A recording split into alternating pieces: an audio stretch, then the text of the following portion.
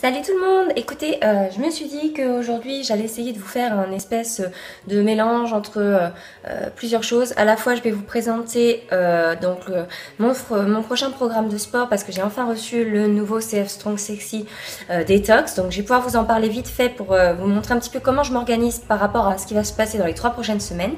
Et puis en même temps je me suis dit que voilà, j'allais vous montrer 2-3 trucs que j'allais préparer aujourd'hui en cuisine, pourquoi pas.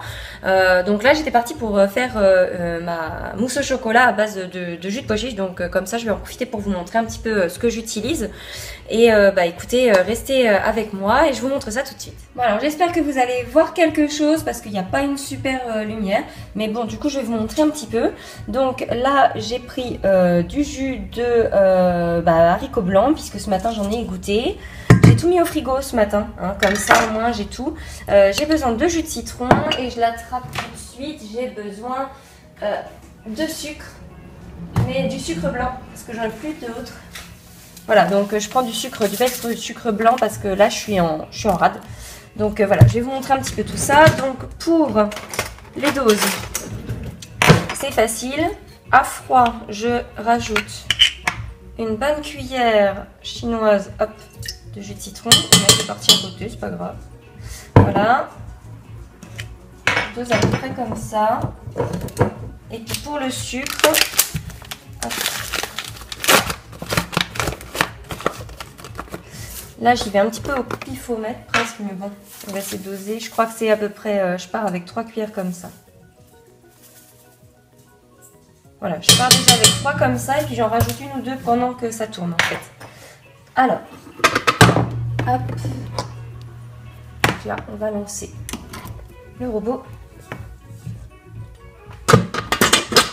Donc comme je vous disais, j'ai mis tout ça au frigo l'espace du temps où j'ai été poser Noan à l'école et puis passer l'aspirateur, donc environ une bonne heure.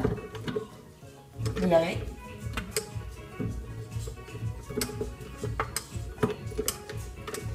Le grand moment de solitude. Voilà. Tac.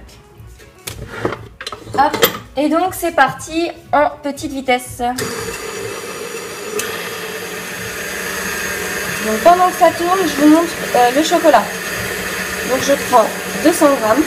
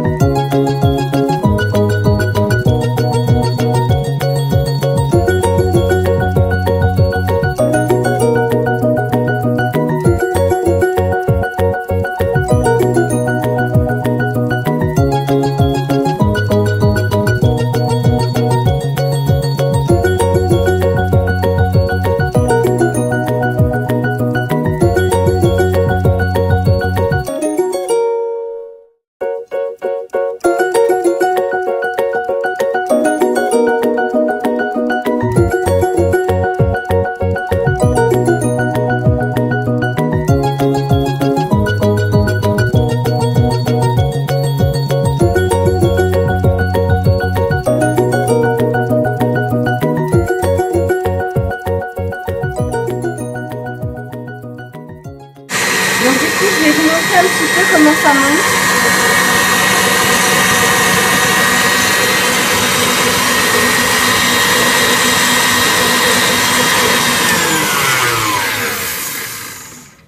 Voilà, donc vous voyez cette belle texture. Je vais essayer de vous montrer le bec d'oiseau. Alors, hop.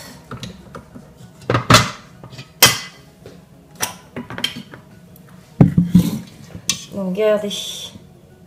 Voilà, ça c'est une vraie belle texture et pourtant c'est absolument pas du blanc d'œuf. Donc je vais aller attraper mon chocolat. Donc le chocolat, grosso modo, je l'ai mis à fondre dans mon micro-ondes pendant une grosse minute 30 à peu près, avec donc le fond de lait comme je vous ai montré. Et donc là, vous voyez, on va obtenir une belle pâte de chocolat. Alors ce chocolat, je le trouve au rayon éco chez Carrefour. C'est en 72%. Il n'y a pas de lait, il n'y a pas de gluten, il n'y a pas de traces de quoi que ce soit. Et le taux de sucre est très intéressant. Donc je vous le recommande parce que il a un rapport qualité-prix vraiment énorme. Je la touche à moins de 60 centimes la tablette de 100 grammes de chocolat noir. Donc au top. Et il est très bon. Voilà, donc là j'obtiens une belle ganache. Vous voyez? Donc elle est bien velours. Hop. On va sacrifier un petit peu de meringue.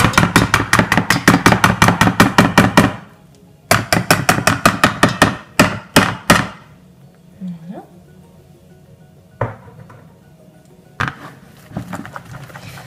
Donc le premier coup, je le touille toujours très très fort.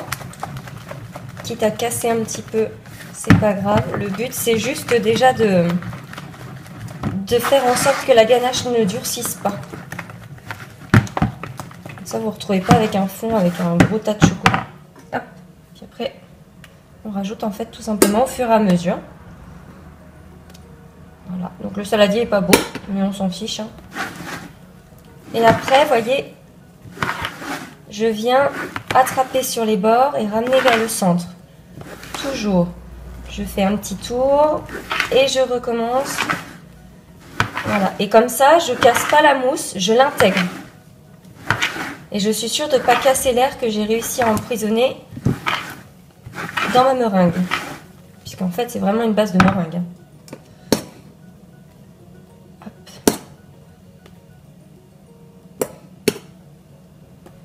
Voilà, donc vous avez compris le principe. Et puis écoutez, je vous montrerai, peut-être pas en photo, mais vous retrouverez dans la description. Je vous mets le lien donc, dans la barre d'infos. N'hésitez pas à le regarder. Comme ça, vous aurez la recette. Hein. Et puis moi, après, des fois, je rajoute un petit peu d'huile essentielle. Là, je ne vais pas en rajouter, mais j'aime bien rajouter, par exemple, une petite goutte d'huile essentielle d'orange. Il y a beaucoup de gens qui la font, la mousse au chocolat au Cointreau. Et ben moi, qui n'aime pas trop mettre des choses avec de l'alcool, puisque mon fils en mange, les autres enfants quand j'invite également. Et ben, je trouve que l'huile essentielle d'orange, il n'y a pas de souci. Vous pouvez vous en servir avec les enfants et elle apporte ce petit goût d'orange qui est vraiment super sympa. Là, vous voyez, j'ai préféré mettre de la poudre de vanille avec mon chocolat pour venir souligner l'arôme chocolat. Voilà, on peut rajouter les épices qu'on veut. Une fois, j'avais fait avec de l'huile essentielle de menthe aussi. Voilà, ça change, ça fait un peu after eight. Il faut aimer quoi, c'est un peu particulier. Mais sinon, vous faites bien comme vous voulez. Vous pouvez rajouter des épices, comme je vous disais, des huiles essentielles. Si vous avez l'habitude de rajouter une touche d'alcool, bah, rajoutez votre touche d'alcool. Ça fonctionne comme une mousse au chocolat normale. Mais bon, ça, je pense que vous avez déjà entendu beaucoup parler de cette technique, donc je vous apprends pas. Alors du coup, bah, je me suis dit, pourquoi pas essayer de vous montrer comment ça se passe quand j'improvise une recette de gâteau, par exemple, parce que là, j'ai des choses qu'il faut que je passe. J'ai pas envie de suivre une recette à la lettre, je vais essayer d'improviser. Alors, bah écoutez, je vais vous montrer comment je fais. Je vais noter la recette et puis si ça donne un bon résultat, bah, je vous noterai à ce moment-là les proportions, tout ce qu'il faut. Mais au moins, vous allez voir comment je travaille et vous allez vite comprendre qu'en fait, je travaille vraiment à l'arrache. Alors du coup, je vous reprends comme ça, hein, vous aurez que les mains. Donc, je vais utiliser le pot qui m'a servi à monter du coup mon jus de flageolet, pardon, en neige. Hein, tant qu'à faire, autant utiliser quelque chose qui est déjà utilisé pour du sucré. J'ai raté ma dernière tournée de yaourt. Je crois que ma yaourtière me lâche, comme j'avais dit sur Instagram. Donc je vais utiliser les deux espèces de choses que j'ai obtenues. Vous verrez peut-être pas, mais en fait ça fait un espèce de fromage de soja avec l'eau de soja autour. Bon, ça n'a pas un mauvais goût, donc on va voir ce que ça dit. J'ai besoin donc de jus de citron. Je vais attraper du bicarbonate parce que ça fera lever. Au niveau de mes farines, je vais peut-être utiliser un petit peu de farine de sorgho parce que j'aime bien son goût. Et puis on va faire farine un petit peu d'avoine. Avoine, sorgho, riz. On va faire un mix des trois. Hop, voilà. Donc je sors tout, j'attrape le psyllium. Ça, c'est un indispensable pour remplacer les œufs. Et puis, qu'est-ce qu'on va se mettre dedans? Ah si, il faut du gras, ça c'est sûr. Donc je vais mettre du thym parce que du coup je m'en sers pas beaucoup. Il faut quand même que j'en passe. Voilà. Et puis je vais certainement rajouter des pépites de chocolat parce que bah, mon fils adore ça. Hein. Et puis bah, ça va rouler comme ça. Allez, pépites de chocolat cannelle. On va faire comme ça. Bon bah allez, c'est parti, on va improviser comme ça. Alors, je vais commencer déjà par mettre mes farines. Alors, on va peser, comme ça si ça marche, bah, au moins vous aurez tout. Donc, la base, ça reste la farine de riz. Toc. Donc, je sais que dans mes proportions, pour faire des bonnes doses, je vais partir sur 150 grammes, je pense.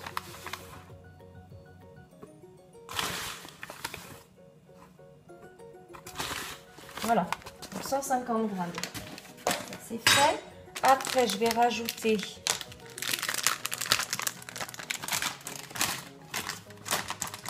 on va rajouter 30 grammes d'avoine. Donc ça, c'est pour les fibres. Et le sorgho pour modérer l'indice glycémique, pour sa jolie couleur et puis pour son petit goût qui est super bon. Pareil, on va rajouter 30 grammes.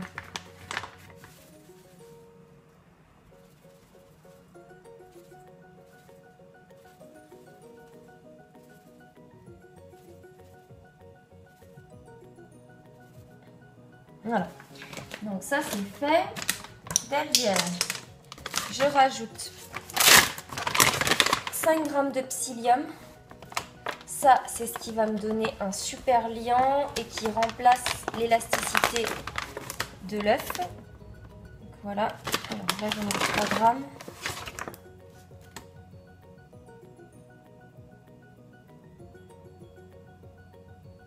Voilà.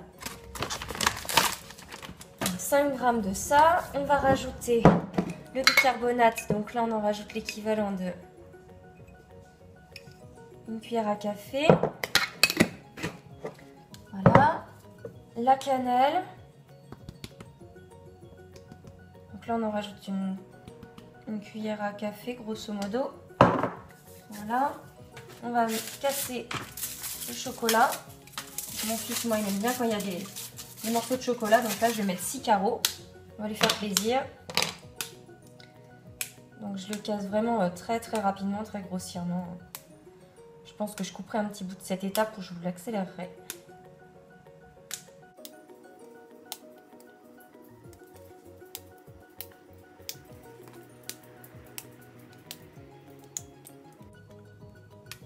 Voilà, c'était mon dernier carreau. Donc, hop. Allez, je ne vais pas tout traîner sur le plan de travail, tant qu'à faire. Donc, là, je mélange mon mix sec. Donc, j'obtiens, on a dit farine de riz, farine de sorgho, farine d'avoine, de la cannelle, du psyllium, du bicarbonate et des pépites de chocolat. On va rajouter quand même un peu de sucre. Donc là, je vais rajouter... on va essayer de faire avec du sucre de canne roux bio.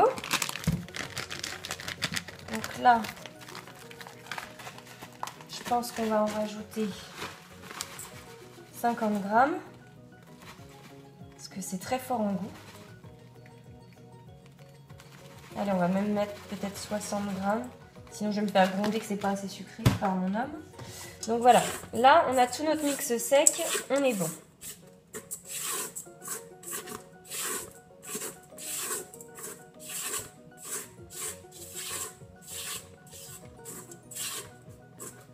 Donc, on fait un petit puits au milieu.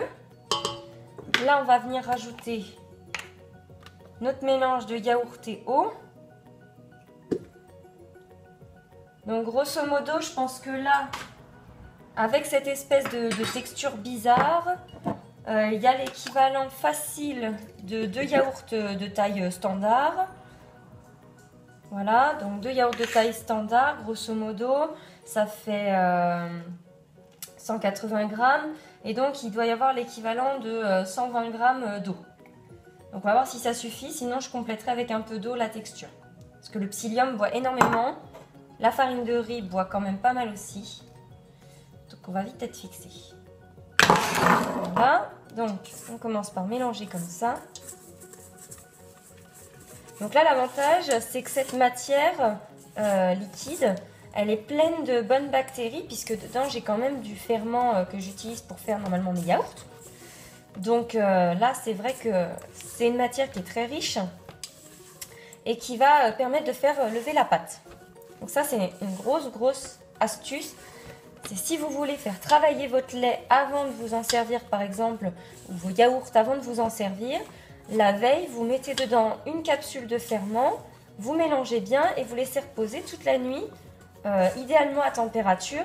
Comme ça, ça va donner une matière vraiment riche. Donc là, on obtient cette espèce de texture un petit peu pâteuse, très dense. Donc du coup, je pense qu'il va falloir quand même que je la liquéfie un petit peu. On va travailler avec de l'eau parce que après je vais rajouter du thym pour ce qui est du gras. Donc pas besoin de rajouter de lait, tant qu'à faire. Hop. Donc je pense qu'on va commencer par rajouter tout doucement. On va mettre déjà 100 g d'eau. Vu la texture. Voilà. 100 g d'eau. Hop.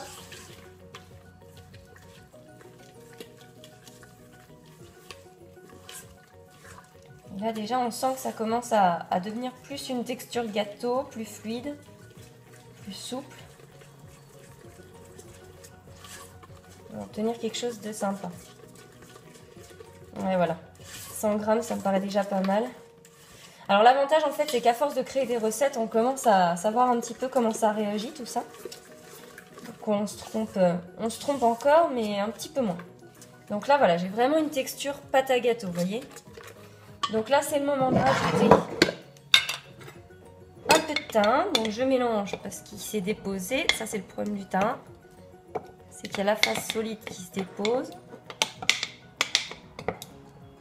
Donc là, j'en mets l'équivalent d'une bonne cuillère à soupe, grosso modo. Donc ça fait 40 grammes, quoi. Parce que c'est très dense, le thym. Donc, on a l'impression qu'on n'en met pas tant que ça, et en fait, on en met pas mal. Et puis, c'est surtout que ça a un super goût, le tahini. Donc, avec la cannelle, je trouve que ça se marie très bien. Hop! Faut pas en perdre. Et puis je rajoute l'équivalent d'une cuillère à soupe de jus de citron. Ça c'est pour activer mon bicarbonate. Et puis pendant que je vais m'occuper de mouler tout ça, je vais allumer mon four et puis on va le mettre sur 180 degrés. Là c'est une belle texture, une belle pâte. Vous voyez. Puis elle sent super bon la cannelle, le yaourt, ça sent vraiment de tout. Ils étaient ratés ces yaourts, mais ils en ont le goût et l'odeur. Allez, on met le four.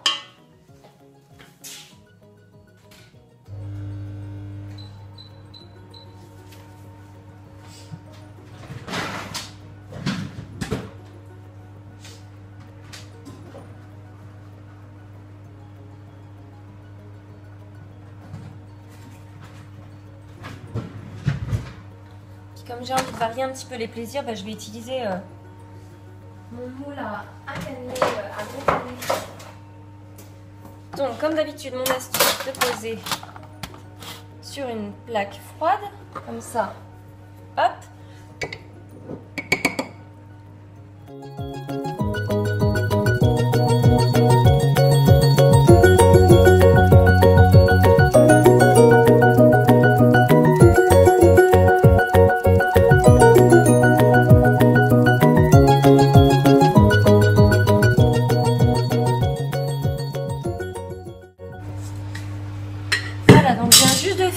De tout verser dans mes empreintes. Donc là, hop, on corrige un petit peu. Hop. La pâte est super belle, très bonne, bien équilibrée en sucre. Donc là, pour le coup, ça va être vraiment sympa, je pense. Donc on va partir dans une idée déjà d'une cuisson, vu que c'est des formats muffins. Je pense que déjà je vais les mettre 25 minutes et puis on verra ce que ça dit en sortant du four. Allez, ça y est, c'est fini de cuire. On va voir ce que ça donne. Moi je pense qu'ils sont très bien. Je les ai mis 25 minutes. avis, ils vont être parfaits. Voilà. Regardez ça. Franchement, ils sont pas trop jolis. On verra quand ce sera démoulé maintenant.